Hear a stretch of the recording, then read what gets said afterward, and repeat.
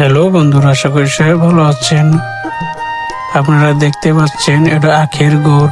কিভাবে আখের গুড় তৈরি করা হয় আপনারা বলেন যে খাবার ভালো হয় না।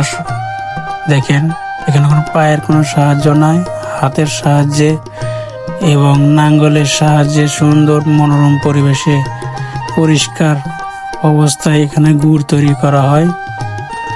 এটা হলো আমাদের গ্রামের গ্রামে এক ক্ষেতের ভিতরে গুড় তৈরি করা হচ্ছে। দেখেন, এখানে চুলা আছে, এখানে আখের মেশিন আছে। এটা মূলত যে এই আখের মেশিনের দ্বারাই রস তৈরি করে মূলত ওই কড়াইয়ের ভিতরে জাল দেওয়ার পরে এরকমভাবে একটি গুড় তৈরি হয়। সেই গুড়ের থেকেই আপনারা ঢিমা বানাবেন। দেখেন কিভাবে গুড় তৈরি করা হয় এবং ঢিমা তৈরি করা হয়।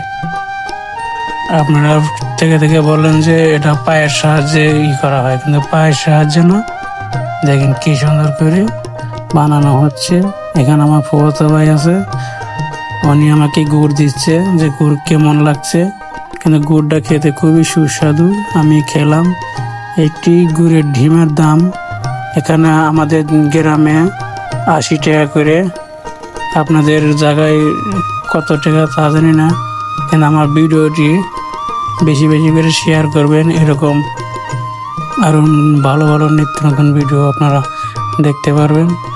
দেখতে পারছেন কি সুন্দর করে কড়াইয়ের ভিতরে গুড়গুলো এক জায়গায় করে এখানে চাষা হচ্ছে। চাষে পরে সুন্দর একটা শেপ তৈরি করে গুড় বানাবে। আপনারা ভিডিওটি বেশি করে শেয়ার করে দিন, আর আপনারাও ভিডিওটি দেখতে থাকুন।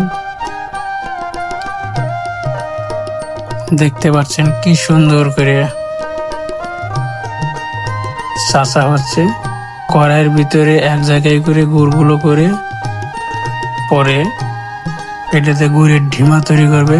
সেই ঢিমাগুলো বাজারে বিক্রি করবে। সবাইকে ধন্যবাদ ভিডিওটি দেখার।